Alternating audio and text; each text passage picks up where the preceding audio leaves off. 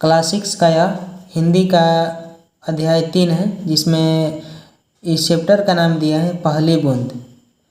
तो इसमें पहले हम पंक्ति में देखते हैं कि इसमें लिखा है कि वह पावस का प्रथम दिवस जब पहली बूंद धरा पर आई, अंकुर फूट पड़ा धरती से, नवजीवन की ले अंगड़ाई। इस पंक्ति में यह दर्शाया गया है कि वह पावस, पावस का मतलब होता है वर्षा ऋतु, प्रथम मतलब पहला और दिवस का मतलब होता है दिन। वर्षा ऋतु का वह पहला दिन जब पहली बूंद धरा पर आए, यानी वर्षा ऋतु का वह पहला दिन जब वर्षा ऋतु का ही पहली बूंद धरती पर, धरा मतलब धरती पर आई, तो अंकुर फूट पड़ा धरती से, यानी धरती से जो बीज था, यानी धरती के अंदर जो बीज था वह अंकुर होकर फूट पड़ा और वह बाहर निकलने लगा। नव जीवन यानी नया जीवन की अंगड़ाई लेकर, यानी फैलते हुए वह धरती से बाहर निकलने लगा। धरती के सूखे अधरों पर गिरी बूंद अमृत सी आकर, वसुंधरा की रुमावली सी हरी धूप पुलकी मुस्काई, पहली बूंद धरा पर आई। धरती के सूखे अधरों पर, अधरों का मतलब क्या होता है? ओट।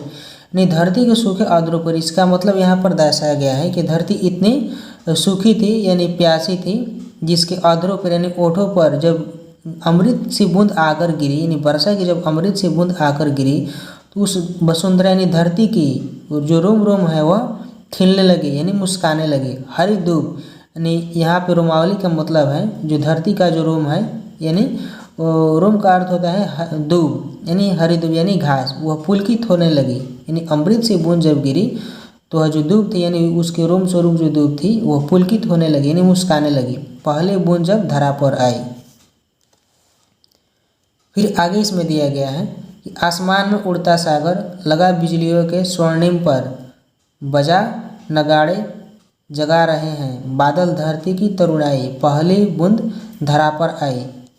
इस पंक्ति का मतलब है कि आसमान में उड़ता सागर, यानी आसमान में जो बादल जो उड़ रहे हैं वो ऐसा लगता है जैसे बिजलियों के स्वर्णिम पर, यानी बिजली यानी सोने का सा पंख लगाकर वह एकदम बिजली के समान वह चमक रहा है, जिस पर वह बारिश के बूंदे पड़ रहे हैं वह बिजली के समान लगे पंख की तरह चमक रहा है। बजा नगाड़े जगा रहे हैं, और वह नगाड़े यानी बिजली की जो कड़कड़ाहट है उसी को यहाँ पे बताया जा रहा है कि बजा नगाड़े जगा रहे हैं, वह एक नगाड़े की तरह बजाकर, और बादल, वह बादल एक बाजा यानी बजा नगाड़े की तरह, नगाड़े की तरह बजाकर वह धरती की तरुणाई यानी धरती की यौवन को क्या कर रहे हैं? जगा रहे हैं। ठीक है, पहले बूंद जब धरा पर आए, यानी पहले बूंद जब धरा पर आए तो वह बादल जो धरती की तरुणाई यानी यौवन है उसको वह जगा रहे हैं। ठीक है, चलिए आगे इसमें देखते हैं। आगे इसमें अंतिम पंक्ति में दिया गया है कि नीले नयनों सा यह अंबर, काली पुतली सा ये जलधर, करुणा बिगलित अश्रु बहाकर, धरती की चिर प्यास बुझाई, बूढ़ी धरती सस्य श्यामला, बनने को फिर से ललचाई, पहली बूंद धरा पर आई। इस पंक्ति का मतलब है कि नीले नयनों सा यह अंबर, नयन का मतलब क्या होता है? नयन का मतलब होता है नेत्र या आँख, और अंबर का मतलब होता है आकाश। तो इस आकाश को, इस अंबर को किस प्रकार से यहाँ पर दर्शाया गया? नीले नयन, नीले आँखों की तरह, जिसकी काली पुतली है, जो वह काली पुतली से जलधर यानी जलों की धारा बरसाता है। करुणा बिगलित अश्रु बहाकर, धरती की चीर प्यास बुझाई, वह करुणा यानी वह दुख स्वरूप वो जो बादल है वो अश्रु बहाकर यानी आंसू बहाकर धरती की जो चिर प्यास यानी बहुत दिनों से यह धरती जो प्यासी है उसकी प्यास को बुझा रहा है। ठीक है, बूढ़ी धरती सस्य श्यामला, बनने को फिर से ललचाई, पहली बूंद धरा पर आई। जो पहली बूंद धरा पर आई तो जो बूढ़ी धरती है यानी जो पूरी तरह से उसकी सतह जो है वो सूख चुके हैं, जब पहली बूंद धरा पर आई तो वह सस्य श्यामला हो गई, यानी फिर से वह हरी भरी हो गई और वह फिर से खुश होने लगी। ठीक है, तो इसके यहाँ पे लेखक हैं गोपाल कृष्ण कौल, जिसके द्वारा यह कविता लिखा गया है। अब इसमें आगे क्वेश्चन आपका दिया गया है। क्वेश्चन जैसे कि यहाँ पे देख सकते हैं दिया है कि कविता में नव जीवन की ले अंगड़ाई किसके लिए प्रयुक्त हुआ है? कविता में नव जीवन के लिए अंगड़ाई किसके लिए प्रयुक्त हुआ है? नव जीवन का मतलब क्या होता है? नया जीवन। इन नया जीवन की अंगड़ाई कौन लेता है? किसके लिए यहाँ पे प्रयुक्त हुआ है? बादल के लिए कि अंकुर के लिए, बूंद के लिए, पावस के लिए? तो नया जीवन की अंगड़ाई यानी यहाँ पे देखिए दर्शाया गया है नव जीवन के लिए अंगड़ाई, तो यह कौन सा है? अंकुर फूट पड़ा धरती से, अंकुर, तो यहाँ पे क्या होगा? अंकुर। बीज के बारे में बता रहा है कि जो बीज है, जो वर्षा की जो पहली बूंद पड़ती है तो धरती के अंदर जो बीज है वह क्या होता है? अंकुरित होने लगते हैं, यानी वह फूट पड़ते हैं और अंकुरित होने लगते हैं। ठीक है, तो यहाँ अंकुर हो जाएगा। अब इसमें स्टार हम लगा देंगे। चलिए 2 नंबर आपका क्वेश्चन है, नीले नयनों साया अंबर, काली पुतली से ये जलधर में काली पुतली है। काली पुतली क्या है? नीले नयनों साया अंबर, अंबर जो है वो उसको क्या कहा गया? आकाश को नीले नयन यानी नीले आँखों के समान कहा गया है। और काली पुतली से ये जलधर यानी काली पुतली से ये क्या कर रहे हैं? जलों की धारा बरसा रहे हैं। जल की, जलधर मतलब क्या होते हैं? जल की धारा। काली पुतली से वह जल की धारा बरसा रहे हैं। कौन? बादल। काली पुतली यहाँ पर क्या है? तो काली पुतली क्या है? देखिए यहाँ पे ऑप्शन दिया गया है, बारिश की बूंदे, नगाड़ा, वृद्ध धरती या बादल। तो काली पुतली जो है वह जल से ये जलधर यानी जलों की धारा बरसा रहा है, तो इसमें हो जाएगा आपका बारिश की बूंदे, तो इसमें स्टार लगा देंगे। चलिए आपका आगे ख नंबर सवाल दिया गया है कि अब अपने मित्रों के साथ चर्चा कीजिए कि आपने ये उत्तर क्यों चुने, यानी एक में जो उत्तर है आपका ये अंकुर शब्द क्यों चुने आपने, और 2 नंबर में ये जो शब्द आप चुने हैं बारिश की बूंदे, यह आप क्यों चुने हैं, तो इसका हमको ख नंबर में उत्तर देना है। ठीक है, देखिए यहाँ पे हमने इसका आंसर लिया है कि 1 नंबर में हम जो अंकुर शब्द चुने हैं वह अंकुर शब्द क्यों चुने हैं, तो इसका आंसर है यहाँ पे कि जब खेतों में पड़ा बीज बारिश के बूंदों से सिंचने लगते हैं तो वह अंकुरित बीज नव जीवन की अंगड़ाई लेकर बाहर निकलने लगते हैं। ठीक है, तो इस प्रकार से यह आंसर हुआ। सेकेंड है कि कवि ने आकाश को नीले नयन कहा है जब ये आकाश बारिश के पूर्व पूर्ण बादलों से छा जाते हैं, तब अपने नयनों से तथा काली पुतली से जलधर वर्षा करने लगते हैं। ठीक है, चलिए आगे इसमें आपका सवाल दिया गया है, मिलान करने के लिए दिया गया है, मिलान करने के लिए। ठीक है, जैसे यहाँ पे देखिए, आसमान में उड़ता सागर लगा बिजलियों के स्वर्णिम पर, तो यह किसके बारे में कहा जा रहा है, तो यह बादल के बारे में कहा जा रहा है। ठीक है, पहले से कोई मिलान कर चुका है अपने इस किताब में। चलिए सेकंड क्वेश्चन है आपका इसमें, बजा नगाड़े जगा रहे हैं बादल धरती की तरुणाई, तो इसका अर्थ क्या होगा? बजा नगाड़े जगा रहे हैं, बजा नगाड़े बादल धरती की तरुणाई यानी मेघ गर्जना जो है वह इसके बारे में कहा जा रहा है कि वह बजा नगाड़े की तरह बजा कर वह बादल धरती की तरुणाई के यानी उसके यौवन को जगा रहे हैं, तो इसका आंसर हो जाएगा मेघ गर्जना। नीले नयनों साया अंबर, काली पुतली से ये जलधर, तो किसके बारे में कहा जा रहा है? आकाश के बारे में। अंबर का मतलब क्या होता है? आकाश। तो आकाश कैसा है? अंबर कैसा है? नीले नयन यानी नीले नेत्रों की तरह है, जो काली पुतली से यह जलधर यानी जलों की धारा को बरसा रहा है। कौन? आकाश।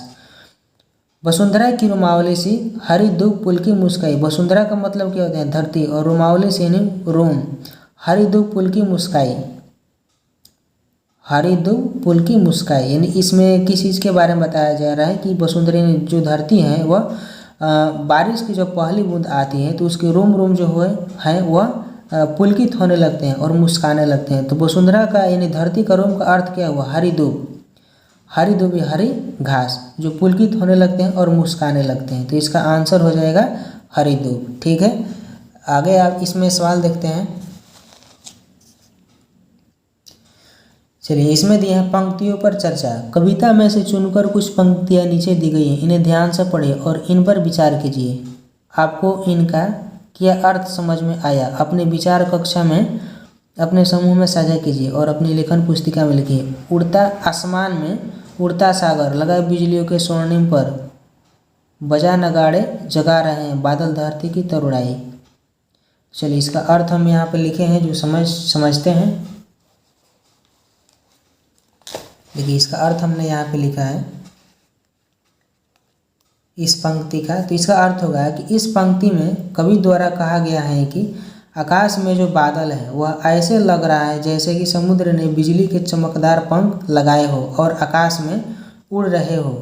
बादलों की गर्जना के अनुसार ऐसा लग रहा है कि वे बाजे नगाड़े बजा रहे हैं और धरती की सुषुप्त अवस्था को यानी जो धरती की जो सुषुप्त अवस्था है यानी जो वह धरती की जो सुषुप्त अवस्था का मतलब क्या है, यानी सोए हुए जो अवस्था है उसको जगाकर उसमें नए जीवन का संचार भर रहे हैं। ठीक है, चलिए सेकेंड इसमें आपका पंक्ति दिया गया है, इसमें यहाँ पे लिखे हैं कि नीले नयनों साया अंबर, काली पुतली से ये जलधर, करुणा बिलगित अश्रु बहाकर धरती की चीर प्यास बुझाई।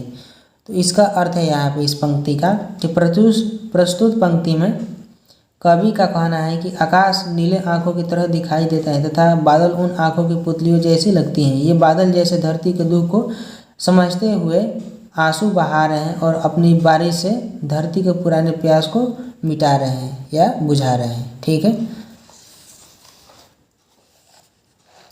इसमें यहाँ क्वेश्चन दिया गया है, फिर आगे सोच विचार के लिए क्वेश्चन के तौर पर यहाँ पे दिया गया है कि बारिश की पहली बूंद से धरती का हर्ष कैसे प्रकट होता है। कविता में आकाश और बादलों को किनके समान बताया गया है। चलिए इसका आंसर यहाँ पे हम समझते हैं।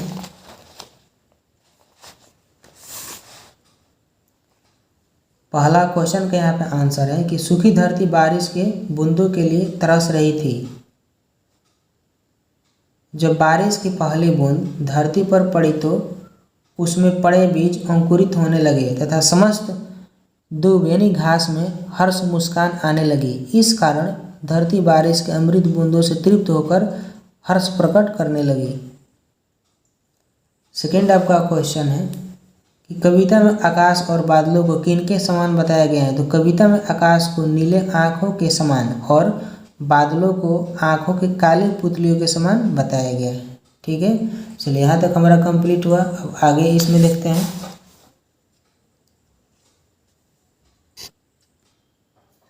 जैसे यहाँ पे दिया है कविता की रचना, तो इसमें देखिए बताया गया है कि आसमान में उड़ता सागर लगा बिजलियों के स्वर्णिम पर। कविता की इस पंक्ति का सामान्य अर्थ देखें तथा समुद्र का आकाश में उड़ना असंभव होता है, लेकिन जब हम इस पंक्ति का अर्थ भाव समझते हैं तो अर्थ इस प्रकार निकलता है, समुद्र का जल बिजलियों के सुनहरे पंख लगाकर आकाश में उड़ रहा है। ऐसे प्रयोग न केवल कविता की सुंदरता बढ़ाते हैं बल्कि उसे आनंददायक भी बनाते हैं। इस कविता में ऐसे दृश्यों को पहचानें और उन पर चर्चा करें। तो इसका अर्थ हमने इस प्रकार लिखा है कि कवि का कहना है कि जब आकाश में बादल छाए रहते हैं और बारिश के बूंदों हवा में उड़ने लगते हैं तब बिजलियों की चमक पर ऐसे बारिश के बूंदे स्वर्ण के समान यानी सोने के समान चमकते हुए दिखाई देते हैं, जो कि कवि के अनुसार यह दृश्य अद्भुत तथा मनोरम लगता है। ठीक है, तो इसमें इतना ही लिखना था। चलिए आगे इसमें दिया है शब्द एक और अर्थ अनेक, इसको भी पढ़कर समझते हैं। यहाँ पे अंकुर फूट पड़ा धरती से नव जीवन की ले अंगड़ाई। कविता की इस पंक्ति में फूटने का अर्थ पौधों का अंकुरण है। जैसे यहाँ पे दिया है अंकुर फूट पड़ा, तो यहाँ पे फूटने का अर्थ क्या है, पौधों का अंकुरण। फूट का प्रयोग अलग अलग अर्थों में किया जाता है, जैसे फूट डालना, घड़ा फूटना आदि। अब फूट शब्द का प्रयोग ऐसे वाक्यों में कीजिए जहाँ इसके भिन्न भिन्न अर्थ निकलते हैं। जैसे अंग्रेजों की नीति थी फूट डालो और राज करो। जैसे देखिए यहाँ पे आपका इस कविता से एक यहाँ पे पंक्ति दे दिया गया है कि अंकुर फूट पड़ा धरती से। यहाँ पे फूटना का अर्थ क्या हुआ, इस बुक में आपका किताब में दिया है कि फूटना का अर्थ होता है धरती से जो बीज है वह फूट पड़ा यानी अंकुरित हो चुका। फिर इस फूटने वाले जो शब्द हैं, फूटने का जो अर्थ है इस शब्द से, अब इससे हमें अलग अलग शब्द या वाक्य बनाना है। ठीक है, यानी इस कविता से बाहर होकर और फूटने का जो अर्थ है वो हमें अलग अलग इसको हमें वाक्य के रूप में बनाना है। जैसे देखिए फूट डालना है, तो इस पंक्ति में या इस कविता में फूट डालना का अर्थ दूसरा ही होता है। ठीक है, न कि बीज का फूट पड़ना। ठीक है, तो जैसे देखिए यहाँ पे फूटने का अर्थ यहाँ पे दर्शाया गया है कि अंग्रेजों को नीति थी फूट डालो और राज करो। इस प्रकार से हमें इसके बारे में फूट डालना के बारे में हमें लिखना है। तो हमने यहाँ पे लिखा है, आप देख सकते हैं फूट डालना यानी अंग्रेजों की नीति थी फूट डालो और राज करो। घड़ा फूटना, जब घड़ा फूटा तो सारा पानी बाहर गिर गया। बीज का फूटना, बारिश होते ही धरती से बीज फूट पड़े। ठीक है, इस प्रकार से आप लिख सकते हैं। चलिए आगे इसमें देखते हैं। आगे इसमें दिया गया है अनेक शब्दों के लिए एक शब्द, नीले नयनों साया अंबर, काली पुतली से ये जलधर। कविता की इस पंक्ति में जलधर शब्द आया है। कविता की इस पंक्ति में जलधर शब्द आया है। जलधर दो शब्दों से बना है, जल और धर, जल को धारण करने वाला। इस प्रकार जल का शाब्दिक अर्थ हुआ जल को धारण करने वाला। ठीक है, यहाँ पे दिया गया है जलधर जल को धारण करने वाला। बादल और समुद्र दोनों ही जल धारण करते हैं। बादल भी जल धारण करते हैं और समुद्र भी जल धारण करते हैं, इसलिए दोनों जलधर हैं। ठीक है, वाक्य के संदर्भ या प्रयोग से हम जान सकेंगे कि जलधर का अर्थ समुद्र है या बादल, दोनों ही हो सकता है। शब्दकोश से इंटरनेट की सहायता से धर शब्द से मिलकर बने कुछ शब्द और अनेक अर्थ ढूंढकर लिखिए। जैसे धर शब्द से हमें लिखना है, तो जैसे हो जाएगा चक्रधर, विषधर, गिरिधर, जलधर, इस प्रकार से हो जाएगा जैसे कि हमने यहाँ पे लिखा है इसका।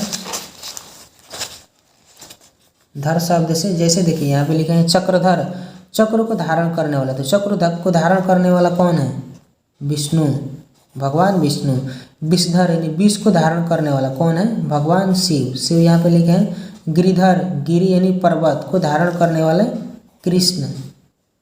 जलधर यानी जल को धारण करने वाला समुद्र या बादल, समुद्र होगा या बादल होगा। इस प्रकार से आप ये इसे लिख सकते हैं। अब आगे इसमें देखिए दिया गया है शब्द पहेली के बारे में। दिए गए शब्द जाल में प्रश्नों के उत्तर खोजें। अब आपका यहाँ पे प्रश्न दिया गया है कि एक प्रकार का वाद्य यंत्र, तो इसमें खोजना है कि वाद्य यंत्र कौन है। तो जैसे यहाँ पे देखिए इसमें घेरा लगा दिया गया है नगाड़ा, नगाड़ा। आँखों के लिए एक अन्य शब्द, तो आँखों के लिए एक अन्य शब्द क्या हो जाएगा? नयन, नयन, तो नयन हो जाएगा। नयन मतलब नेत्र या आँख होता है। जल को धारण करने वाला, तो जल को धारण करने वाला कौन सा हो जाएगा? जलधर, जलधर, जलधर, इस प्रकार से हो जाएगा। ठीक है, एक प्रकार की घास, तो एक प्रकार की घास इस कविता में कौन सी दर्शाया गया है? दूब को दर्शाया गया है। तो इसमें दूब है, दूब देखिए यहाँ पे है दूब। आंसू का समानार्थी, तो आंसू का समानार्थी शब्द क्या हो जाएगा? आंसू का अश्रु, अश्रु मतलब होता है आंसू। आसमान का समानार्थी शब्द क्या हो जाएगा? आसमान का अंबर, अंबर में आसमान या आकाश। ठीक है, तो इस प्रकार से हम इसको लिख सकते हैं। जैसे देखिए हमने यहाँ पे लिखा है कि एक प्रकार का वाद्य यंत्र हो जाएगा नगाड़ा। आँखों के लिए एक अन्य शब्द नयन। जल को धारण करने वाला जलधर। एक प्रकार की घास जो है वह दूब है। और आंसू का समानार्थी शब्द अश्रु। आसमान का समानार्थी शब्द अंबर। ठीक है, चलिए आगे इसमें देखते हैं। क्वेश्चन है आपका इसमें कि बारिश को लेकर वह व्यक्ति, हर व्यक्ति का अनुभव भिन्न होता है यानी अलग होता है। बारिश आने पर आपको कैसा लगता है बताइए। आपको कौन सी ऋतु सबसे अधिक प्रिय है और क्यों बताइए। आपके मन की बात है। ठीक है, जो आपको प्रिय लगे उसी के बारे में यहाँ पे वर्णन किया गया है। तो देखिए अपने सोच विचार से मैंने इसमें लिखा है इस प्रश्न का उत्तर में। बारिश से लेकर हर व्यक्ति का जो अनुभव होता है वो भिन्न होते हैं यानी अलग अलग होते हैं। भिन्न का अर्थ क्या होते हैं? अलग अलग। तो हमारा जो इसका मत है बारिश को लेकर वो इस प्रकार से है कि बारिश के आने पर प्रत्येक जीव में तथा पृथ्वी में खुशी की लहर दौड़ आती है। हर जगह हरियाली ही हरियाली दिखती है। सूखी हुई घासों में भी जाने आ जाती हैं और मोर खुशी से झूमने लगते हैं तथा किसान लहलहाते फसल को देखकर आनंदित होने लगते हैं। चारों तरफ का ऐसा वातावरण देखकर मुझे भी बहुत अच्छा लगता है। ठीक है, तो ये हमारे मन का जो अनुभव था वो इस प्रकार से हमने लिखा। चलिए इसमें आगे सवाल देखते हैं।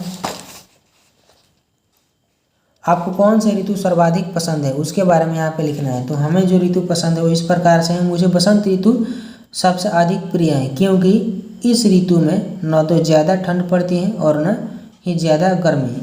हर पेड़ पौधों तथा सभी जीवों में एक नई जिंदगी की शुरुआत होती है। सभी वृक्ष फलों फूलों से लदे रहते हैं। ऐसे में बसंत को ऋतुओं का राजा भी कहा जाता है। इस कारण बसंत ऋतु मुझे अधिक प्रिय है। ठीक है,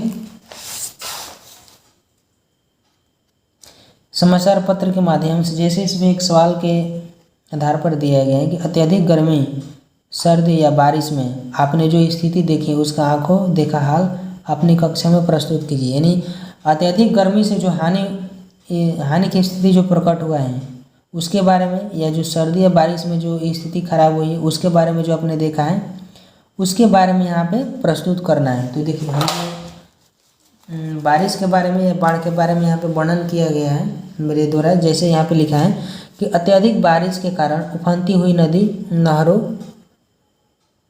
को मैंने देखा है, जिसके कारण कई क्षेत्रों में बाढ़ आ जाने से कई जीव जंतुओं तथा मनुष्यों की जान चली जाती है और कई घर तथा वृक्ष इत्यादि इनकी प्रचंड धाराओं में बह जाते हैं। जैसे केदारनाथ तबाही में अनेकों जीवों तथा मनुष्यों की जान चली गई। ऐसे बहुत से तबाही है या बहुत से ऐसे भयंकर बारिश का जो तूफान है वो बहुत से ऐसे जीवों की, बहुत से ऐसे मनुष्यों की जानों को ले लेता है। ठीक है, चलिए इसमें आगे देखते हैं। जैसे यहाँ पे एक प्रश्न के आधार पर दिया गया है कि आपके यहाँ उत्सव में कौन से वाद्य यंत्र बजाए जाते हैं, उनके बारे में जानकारी एकत्र करें और अपने समूह पर चर्चा करें। इसमें भी यही दिया गया है, जैसे नगाड़ा या वाद्य यंत्र के बारे में इसमें दिया गया है जानकारी के आधार पर। तो यहाँ एक प्रश्न बनता है जो कि मैंने यहाँ पे लिखा है कि हमारे यहाँ उत्सव में ढोल नगाड़ा बांसुरी वाद्य यंत्र बजाए जाते हैं। इन वाद्य यंत्रों की धुनों पर सभी लोग झूम उठते हैं तथा अचानक नृत्य करने लगते हैं। ये वाद्य यंत्र जो है वह शादी विवाह में भी या पार्टी में भी बजाया जाता है। ठीक है, तो यहाँ तक जो हमारा क्वेश्चन था इस चैप्टर का कंप्लीट हो चुका। ठीक है, तो यदि यह वीडियो आप सभी को अच्छा लगा हो तो हमारे चैनल को आप सभी लाइक कीजिए और सब्सक्राइब कीजिए। तब तक के लिए आप सभी को धन्यवाद।